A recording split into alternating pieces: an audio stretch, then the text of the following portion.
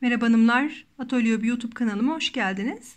Bugün sizlere yapımı yine oldukça kolay ama çok zevkli bu örneği göstereceğim. Bu örneği battaniyelerde, hırkalarda, çocuk yeleklerinde, çantalarda rahatlıkla kullanabilirsiniz. Aslında tamamı trabzanlardan oluşmakta. Sadece yaptığımız ufacık bir trabzanı uzatma işlemiyle bu görüntüye kavuşuyor.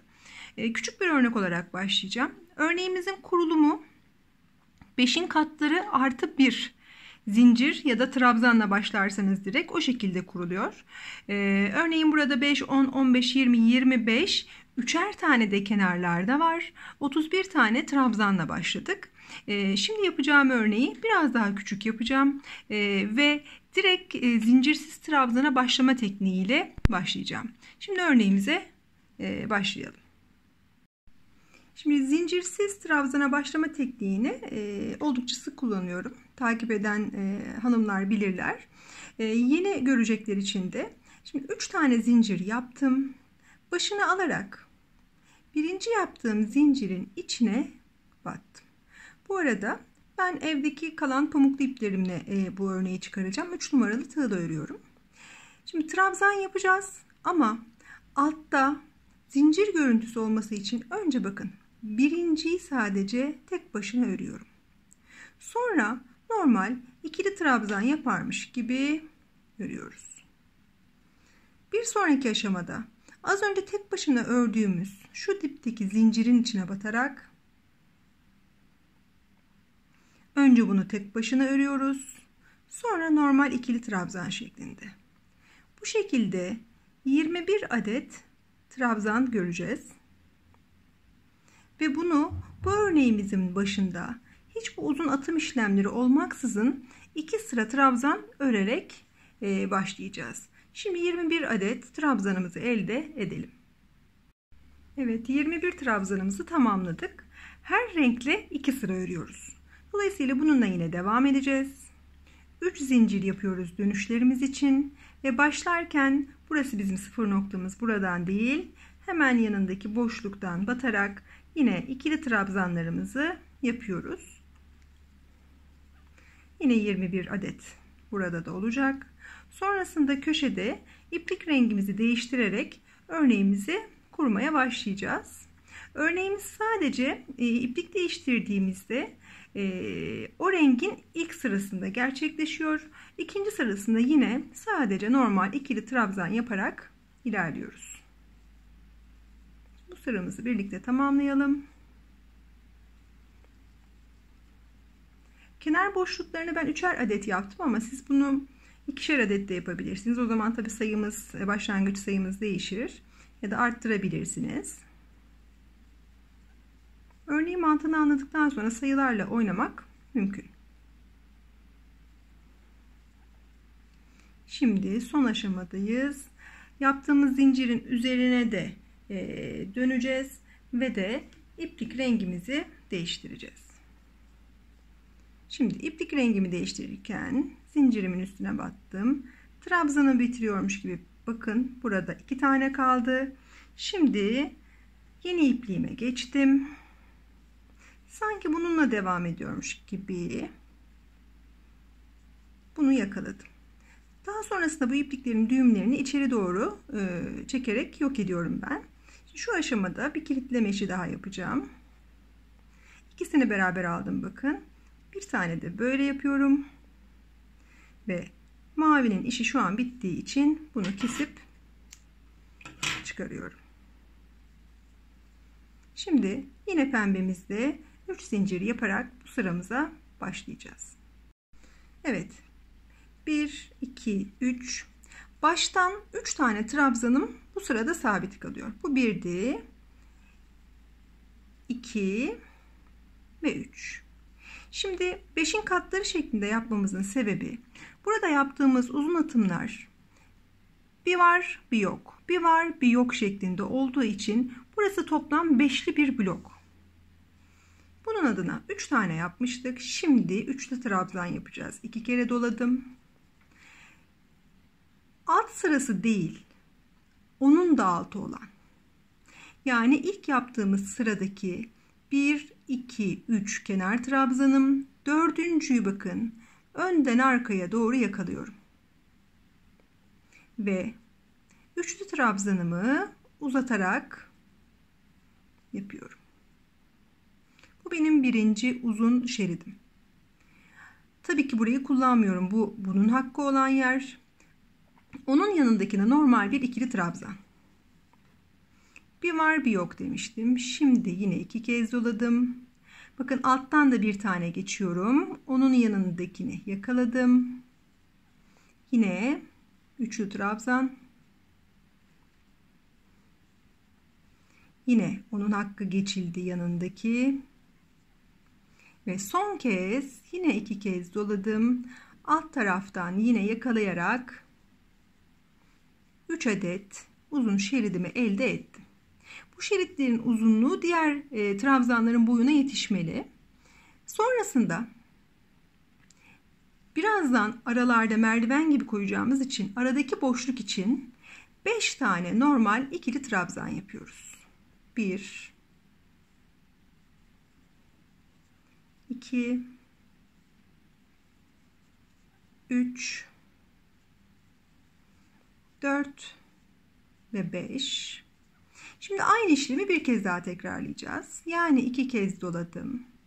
Alttan da sayarak yapabilirsiniz. 2 4 5'i geçtim. Burası. Yakaladık. Bu birincisi. Burayı boş geçtik. Normal ikili trabzan. 2 kez doladım. Bu ikinci uzun ilmeğim. Bunu geçtim. Boş olan. Ve üçüncü kez uzun ilmeğimi attım. Ve bakın geriye kenarda başlangıçta olduğu gibi 3 adet ikili trabzan yerimiz kaldı. İpliğimizle geri döneceğiz. Eğer iki renkle yapacaksanız baştaki ipliği koparmanıza gerek yok. Çünkü her seferinde başa döndüğümüz için ipliği yukarıya doğru taşıyabiliriz. Böylece bu sıramızı tamamladık. Şimdi pembe ile devam edeceğiz dedik. Dönüşümüz yine 3 zincir. Az önce bahsettiğim gibi örnek koyduktan sonraki sıralarımızda hiçbir şey yapmaksızın normal ikili trabzanlarla geriye doğru gidiyoruz. Yani yine toplam 21 tane ikili trabzan yapıyor olacağız. Zaten batım noktaları gayet belli ve yine iplik rengimizi değiştirerek aradaki boşlukların üzerine çalışacağız. Bu şekilde yine sıramızı tamamlayalım.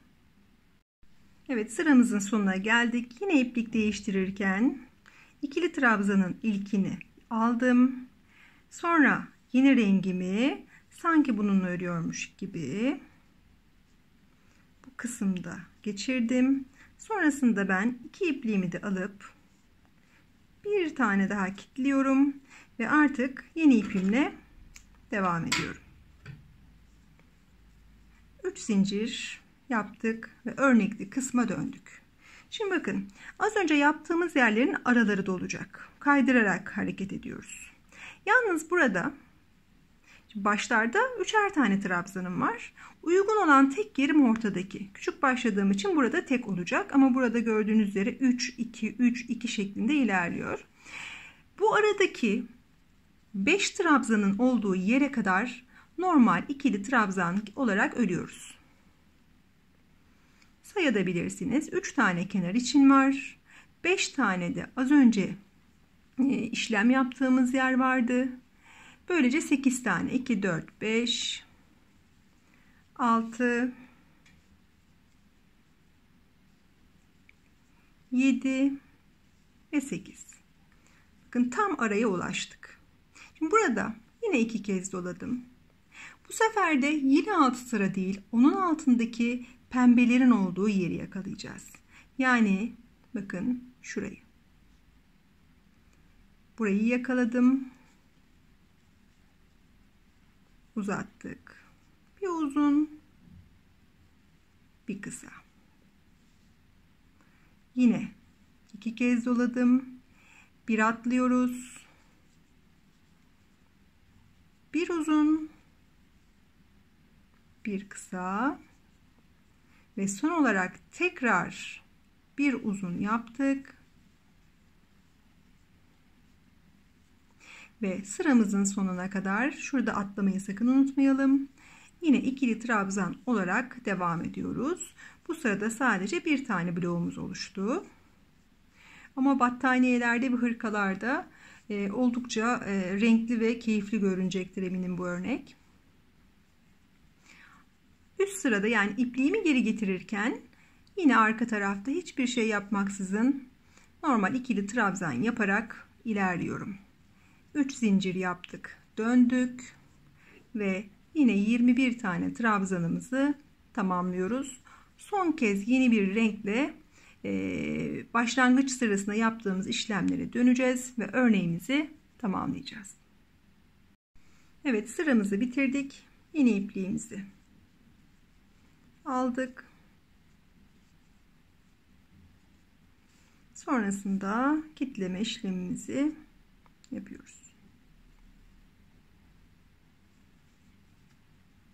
Ve artık yeni rengimizle devam ediyoruz. Dediğim gibi artık bu sırada ilk sırada yaptığımız işleme geri döndü. Yani şuradaki. Bu ne demekti? Başlangıçtaki 3 tane trabzanımızı yapıyoruz.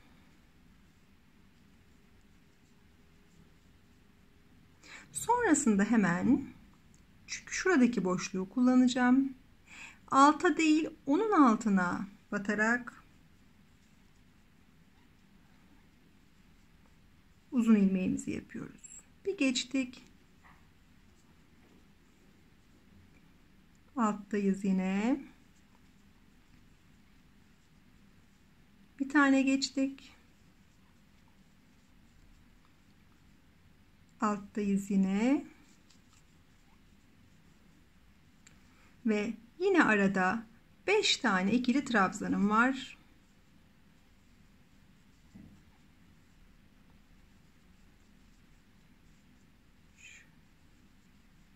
4 ve 5. Yine 2 kez doladım. Hemen şu uzun ilmeğin yan tarafı zaten. Bir uzun, bir kısa. Bakın burayı geçtik.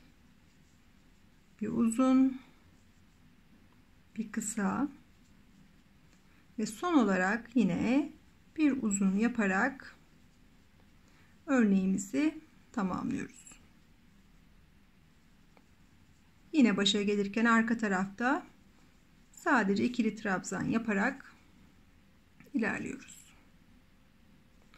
Buradaki iplikleri de daha sonra kendi içlerinde ben düğümleyerek içeriye doğru çekiyorum. Bakın burada da var. Temizledim sonrasında. Eğer bir battaniye yapacaksanız zaten kenarına basitçe bir oya yapıp temizlemeniz de mümkün. Şu şekilde arka tarafı da düz. Ütülenebilir buharlı ütüyle. İyice formunu alır. Bu şekilde örneğimizi tamamladık. Her türlü iple de rahatlıkla örebileceğiniz bir örnek. İzlediğiniz için teşekkür ederim.